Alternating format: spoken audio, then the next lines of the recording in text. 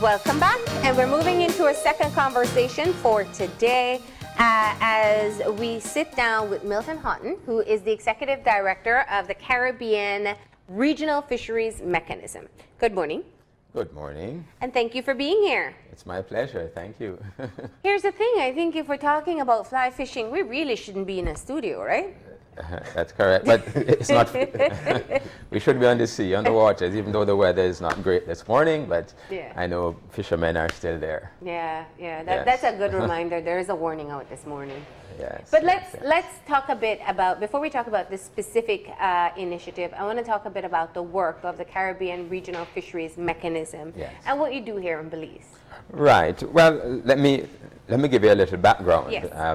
We actually came to Belize in 1992, not as the CRFM, not as the Caribbean Regional Fisheries Mechanism, but as a CARICOM project that was called the Caribbean Regional Fisheries Resource Assessment and Management Project.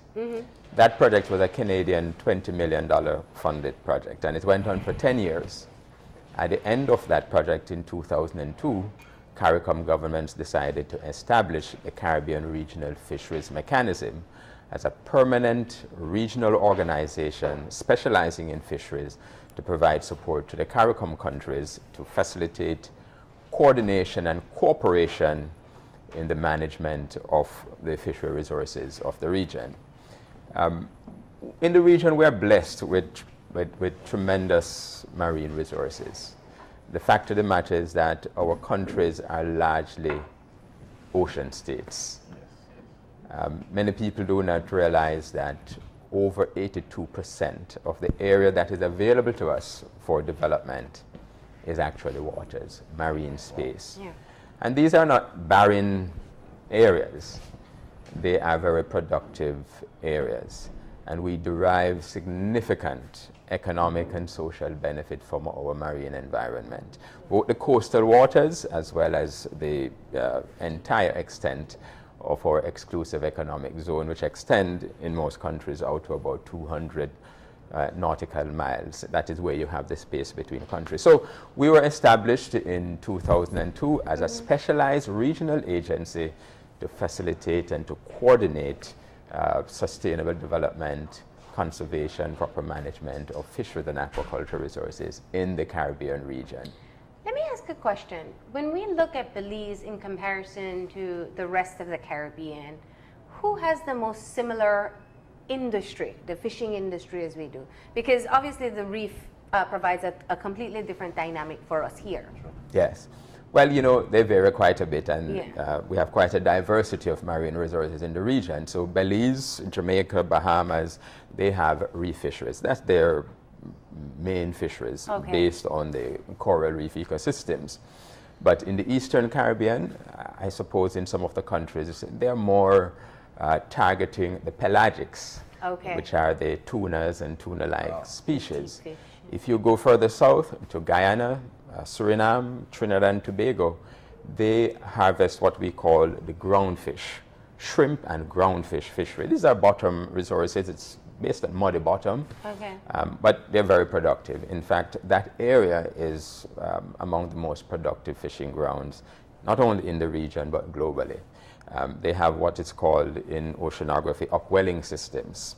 So you have nutrient-rich cold deep water coming up to the surface, and the primary production is very, very high in those areas. So Guyana and Suriname together, they produce maybe close to 100,000 metric tons of fish, compared to, I think, Belize is much less than that. So Guyana and Suriname, they with their shrimp and groundfish fishery, they are by far the largest producers in the Caribbean region. So it varies.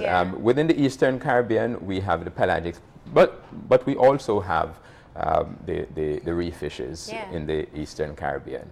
But while with the deep water fish, the pelagic species, while it would be less fish, it's also higher value.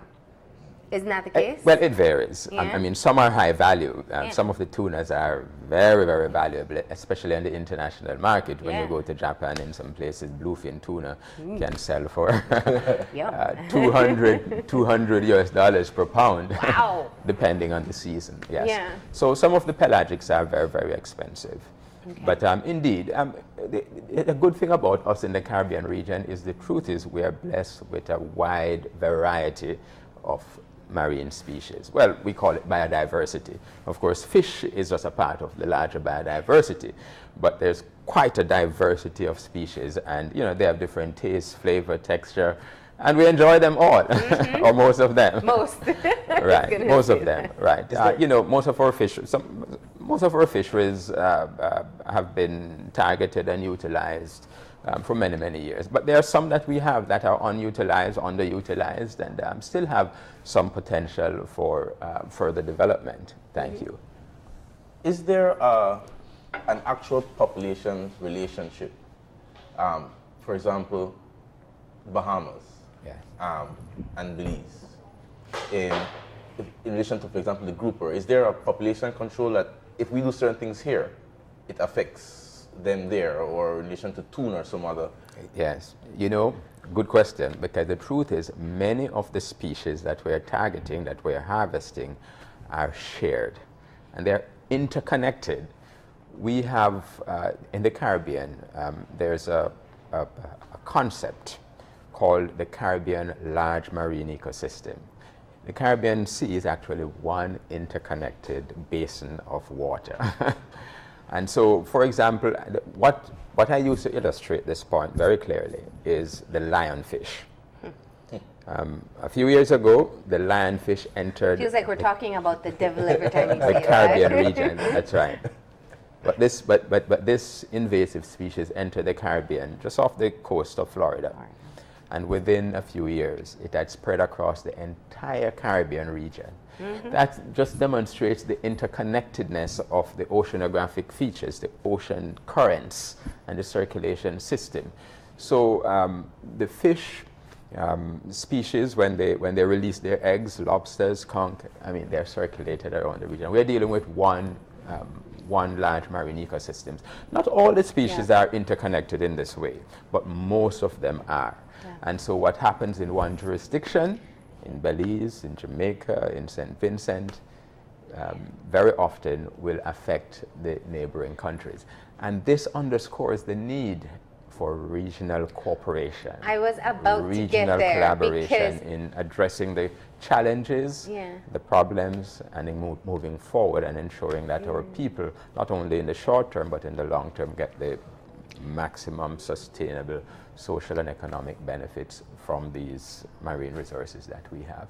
The imagery of using the basin, I think, is a great one.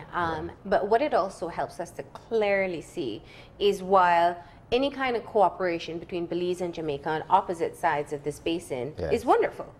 But what would be very crucial is also our neighbors. What is the synchronized, what kind of connections or collaborations do we have with Central America? Because obviously what Guatemala and Honduras does in our basin will impact everyone else that's around it as well. Absolutely, absolutely. And this is very, very important. And it is for this reason that at the regional and international level, there's so much attention to cooperation and collaboration in dealing with fisheries matters. So practically in the region, we're not only working within the CARICOM framework, we have agreements with our Central American colleagues. So a few years ago, right here in Belize, we had a regional meeting of all the ministers responsible for fisheries within CARICOM countries and in Central American countries. And we signed an MOU, and we signed a joint work plan, action plan, to cooperate and to coordinate our actions to the extent that we're able to. Now, these things are difficult because we have people with very different objectives and goals and different levels of development and different forms of fishing, different, you know, cultural orientation, and these things all impact on how we work together. But I must say that over the years, we have grown significantly. Yeah. We are working together much, much more now than we were 10 years ago and 20 years ago. Yeah. In fact, more recently, I think 2 years ago, under the auspices of the United Nations Food and Agriculture Organization, and through a project funded by the GEF and supported by UNDP, the Caribbean Land Marine Ecosystems Plus project, we call it, we signed an agreement between the three main regional fisheries bodies in the region, in the Caribbean region. That is the UNFAO Western Central Atlantic Fisheries Commission, the CRFM, and OSPESCA. So we signed an agreement, and we are meeting regularly and coordinating our actions regularly. So we have had in 2 years about 5 or 6 meetings just to coordinate, to address this important point that you raised. It is indispensable that we work together. Yeah. So we have come a long way. I mean, we still have a way to go, because the truth is, the marine environment, the fisheries resources are dynamic, they're changing, the climate is changing, the environment is changing, and the stocks, the fish stocks, I mean, they're dynamic, they're changing, they're harvested by fishers. The marine environment itself is impacted by numerous threats and challenges, pollutants, you know, anthropogenic impact from activities on land, at sea. Yeah. And so we're operating in a very dynamic environment. Yeah. And so going forward, we have to work together in this collaborative manner. We have to monitor what is going on, and we have to know what is going on and ensure that our policies, our programs, our interventions are based on science and are consistent with long-term sustainable use of the resource. It's not easy. Of course not. It's very complex. Of course not. And many people do not realize just how difficult it is, and how the level of uncertainty is in dealing with these resources. But I would say we have seen solid progress over the years, and we need to continue to strengthen our efforts. And yes, what I find interesting is that anytime we speak with persons who work with marine resources, they always speak of how the fishermen are so easy to get on board with sustainable fishing practices, because they have slowly adjusted and recognized for themselves that fishes or marine resources are not infinite. That we see changes in what's accessible, in how much of what particular fish product they can be able to get from our waters. Where do you still find challenges, though, in getting the buy-in from having the fishermen understand that there are protective mechanisms that are necessary? Yeah, you know, you're absolutely correct. Fishers everywhere are interested in conservation and sustainable use, and they do understand the need for harvesting the resource in such a way that you do not destroy the basis of your livelihood. It is a rational response. Of course, it has to be balanced because they also need to live. Yes. They need to get an income. They need to get food. They need to feed their children and send their kids to school. They need decent housing. They want a part of the development that they see around them. They want to have a piece of the action. So the important thing is to, whatever measures you use, you ensure that you are taking on board their issues, their perspectives, their needs, and in the long run, you're not putting them out of business. And the truth is, we have had in this region and elsewhere some, let's say, NGOs who have been really irresponsible and really not concerned about the livelihood and welfare of the people. They're more concerned about just protecting the marine resources. And while one can understand their intention, you know, for the long term, the truth is it's unproductive, because when you do that, you alienate the fisher folk and the people who depend on the livelihood on the resources for their livelihood. So it's like and who are really willing to work with you to ensure that they have long-term sustainable livelihood. I appreciate that. They really want to work with you, but you have different groups and different interests and different challenges, and it's always challenging to balance the interests of different groups because, for example, in some countries you have industrial fishers, large operators, and then you have small-scale fishers. In some cases, the large operators are only thinking about themselves. There's a certain level of selfishness in many people. And if you're thinking just about yourself and not thinking about your neighbor and the small-scale fishers, in the fisheries context, you will have difficulties and you will have resistance building up to some of the policies. So it is always about engaging in dialogue, providing information so that all parties understand the issues and understand the point of view and the concerns of not only themselves but the other parties, other communities, other types of fishers, so that at the end of the day, through dialogue and proper communication, you can come to a compromise as to what is best for all of us. What is the win-win situation in this? And that dialogue surely must be very important because I'm sure that there is a gradient of experience among the Caribbean community.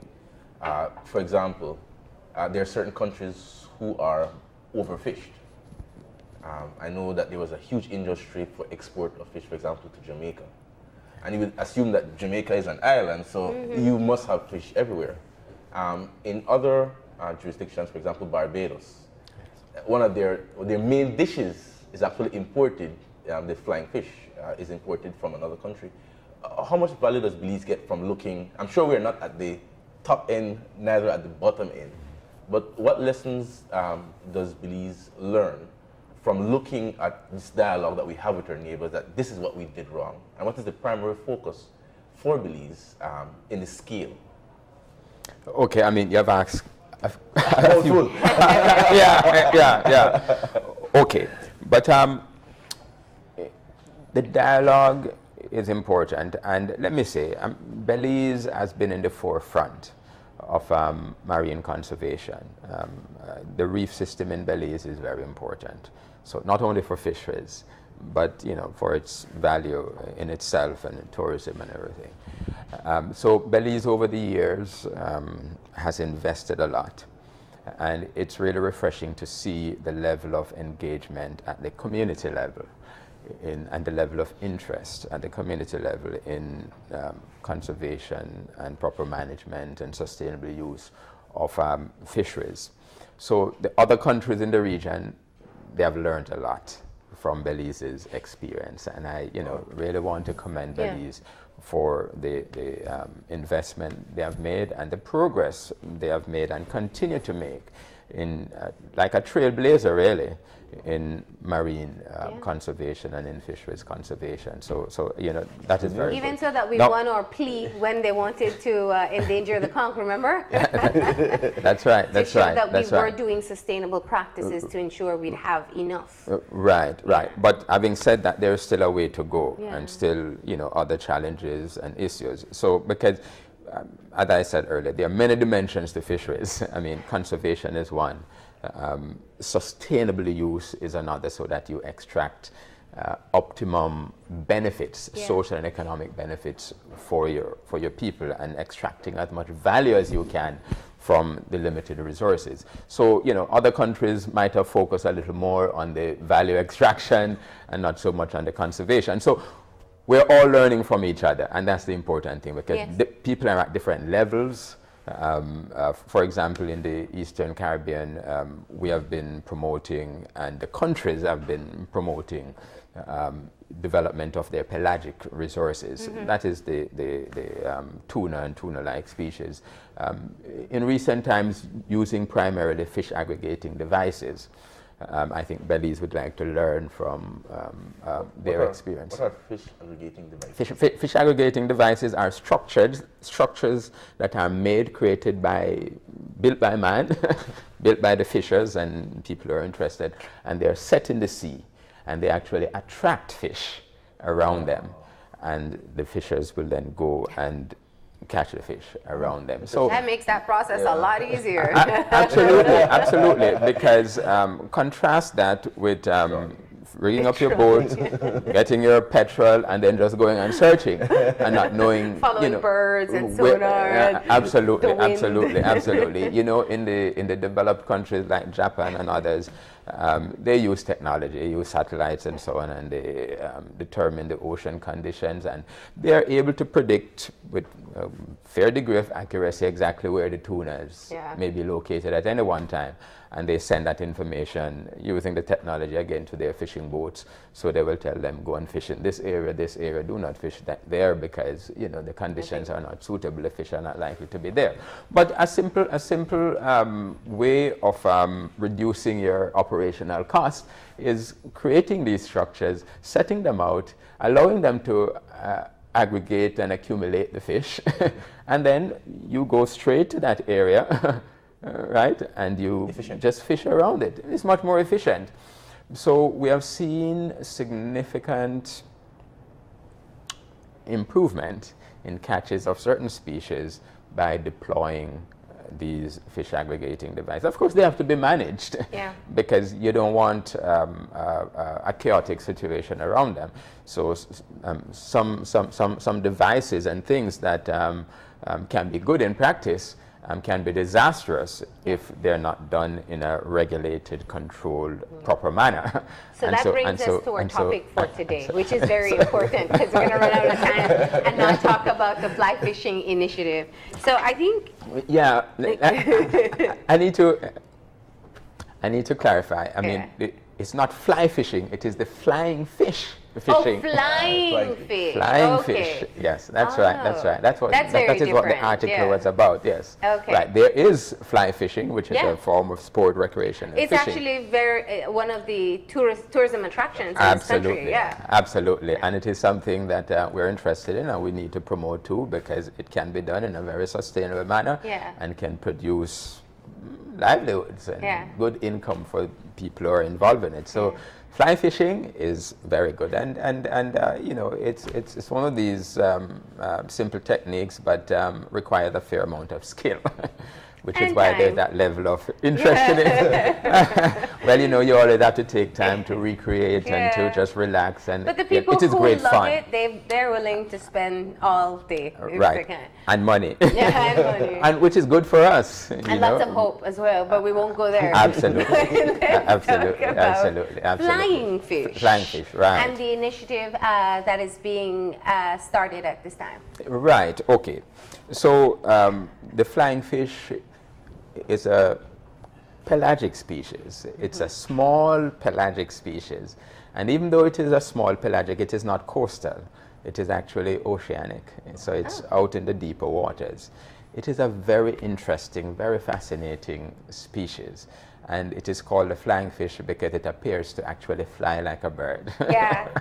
You know what, that movie with the guy that was, the Indian movie with the guy that was in the water. That's right. That's right. Life of Pi, thank you. That's where we saw fly fish. Those are fly fishes, right? Flying fish, flying fish. Right. Yeah. Yes. That is correct. And they're all over the Caribbean region. Okay. They're probably in the deeper waters in Belize also, because you know, they're all over the region. But I know there's no fishing for them in Belize because, as I mentioned, they're oceanic species. Yeah. So they're small, and they jump out of the water and they glide for hundreds of meters. I love that you speak of it with such beauty. It's like we're seeing it. Go ahead. It's beautiful. It's beautiful. And you see hundreds of them will jump out of the water and just be gliding for hundreds of meters. And they do this to avoid predators because they're food for the dolphin fish, tunas, and other tuna-like species, mackerels and so on. They will eat them because they're good. so you will see them jumping out of the water in order to get away from the predators. And they form a very important fisheries in the Eastern Caribbean region. And they are very interesting for us, and we have been investing a lot on the understanding and putting in place proper mechanisms for the management of these important fisheries, for the reason that they are shared between 7 states, 6 CARICOM states and the French island of Martinique. So 7 countries exploit this resource. They're fairly defined in their distribution. And we're using them as one of the iconic species to put in place international best practices in terms of research, data collection, management measures, monitoring mechanisms, and also in the upstream value addition in processing, in marketing, in trading, etc. You mentioned at the beginning that Barbados actually imports some of these species. Barbados is by far the largest producer of the flying fish fishery. Right. Well, it's a cultural icon in Barbados. Yes. If you ever go to Barbados, you cannot leave there without eating flying fish. Yeah. I mean, it's very dear to them. It's precious to them. Macaroni pie. That's right. That's right. That's right. They go well together. Right. So the flying fish is important from an economic perspective. It's important from a cultural perspective in the Eastern Caribbean, in Barbados in particular. So it's on their coin. Yeah. You take the $1 coin, it's on it. You go to the airport, you see they have flying fish all over the airport, decorating the airport. And obviously that's the proximity they have to the ocean. Right, yes. Let me ask the question. Obviously, as a regional body, we also participate in Belize in this particular initiative. Yes. But we don't really have an industry when it comes to fly fishing. Right, flying fish. Flying fish. Yes, sorry. right. You don't. Yes, yeah. So what is our contribution then? Right, okay. So you do have some resources like this that is restricted to particular locations. Yeah. And this is one of them. The value of this goes beyond, the value of the work that we're doing goes beyond just the countries, because I mentioned to you that what we're trying to do is to develop and implement international best practices in terms of long-term conservation and sustainable use and all that is associated with it. So the research, the data collection, putting in place traceability systems and the trade and so on. So some of these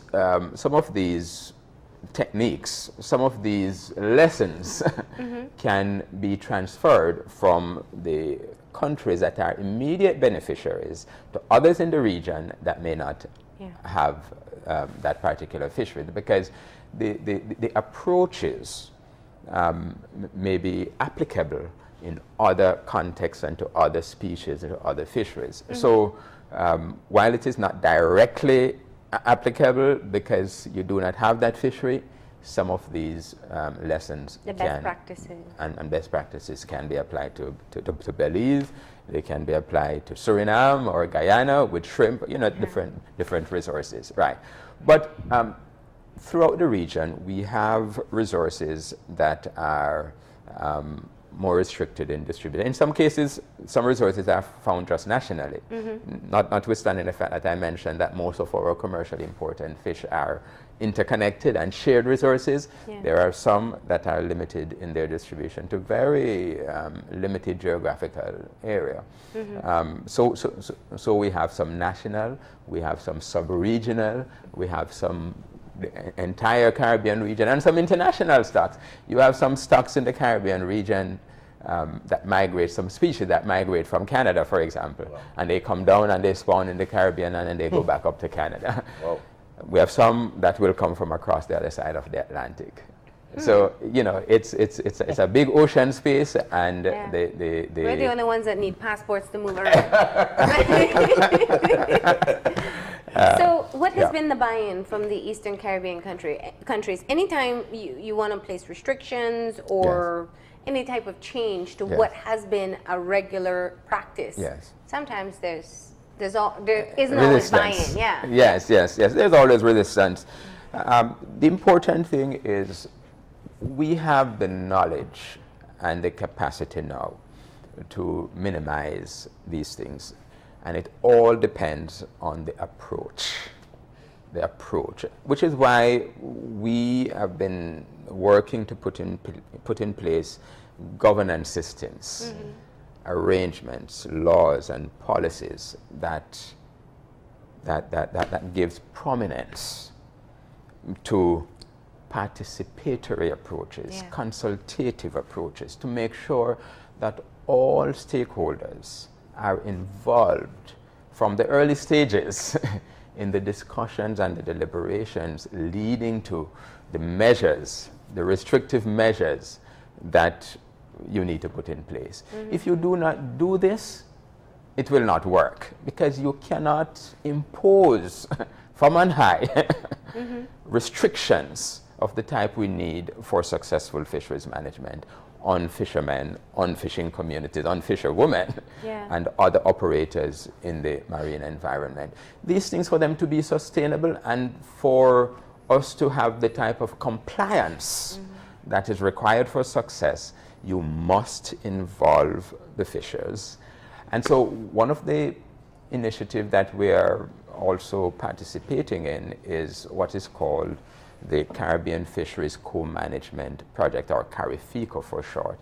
And this is to further develop and strengthen the arrangements for participatory decision-making, participatory planning, participatory implementation of fisheries management and conservation measures, and in a manner that will yield tangible social and economic benefits to fishers. So I mentioned the fad fishery earlier.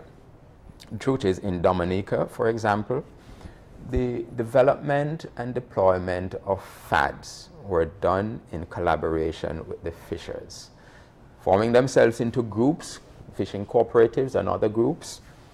They work together with the fishers to determine what they're going to do, how they're going to do it, and to formulate the rules that govern their operation. And you know, it is amazing. The fishers are invested in this. It's not easy. It's not easy. But if you work with them, if you have patience, and if you make the time, they will contribute, and you will get a good product.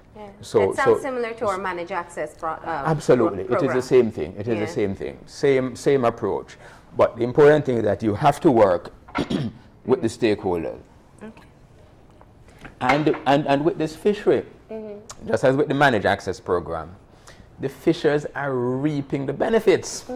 And they see now the benefits of the sacrifices that they have been called upon to make. Now, if the government had just come and say, or any other organization, and say, look, this is the best thing to do, because you can theoretically... you can be dictatorial about it. Right. It would not work. There would be resistance, because, you know, it requires adjustment, change in attitude. It requires sacrifice sometimes. But at the end of the day, I was at a workshop at the end of November, early December, and I was so pleased to hear these fishers reporting on the benefits that they have derived from the collaboration. And not only the fishers reporting, because a study, independent study, was done by University of Florida, assessing the social and economic and welfare situation of the fishing communities before and after. And they were able to corroborate the statements from the fishers that they are in fact deriving tangible economic benefits, increased income from this collaboration. And I feel very pleased by this type of development, because this is what we want. This is the way forward. You cannot do this in such a way that they lose. there is a compromise between conservation and development. And I think what you have pointed out several times in this conversation is that we have many examples within our fishing industries to show that it is possible. It is possible. So we thank you for coming in and telling us about the new Flying Fish Initiative. I got it right at the end. Flying Fish Initiative. Yes, thank you very much. And while, of course, as you pointed out, it may not be an industry that we're directly involved in, but there is so much we can learn as Caribbean brothers and sisters. So thank you again. Thank you. My pleasure. We're going to go ahead and take a break, and when we come back, it's for some live art. We're going to be doing some sketching and sculpting and who knows what next. That's coming up after the break.